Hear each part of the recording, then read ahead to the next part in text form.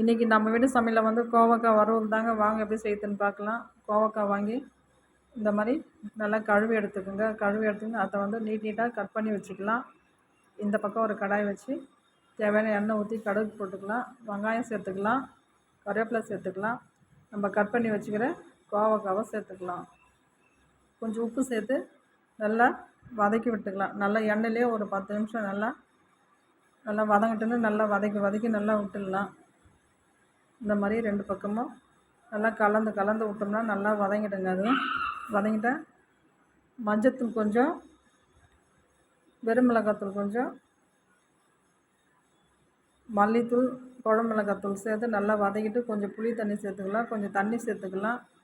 அப்படியே வந்து ஒரு 15 நிமிஷம் அப்படியே தட்டு போட்டு மூடி வேக வச்சுலாம். நடு சண்டில் கொஞ்சம் தட்டெல்லாம் எடுத்துகிட்டு கொஞ்சம் கலந்து விட்டால் நல்லா வெந்துடும். இந்த மாதிரி வெந்து வந்துடும். சூப்பரான கோவக்காய் பொரியல் ரெடி ஆகிடுங்க. கோவக்காய் வறுவல் நல்லாயிருக்கும். இந்த மாதிரி செஞ்சு பாருங்கள். தயிர் சாதத்துக்கெலாம் நல்லாயிருக்கும். செஞ்சு பார்த்துட்டு சொல்லுங்கள்.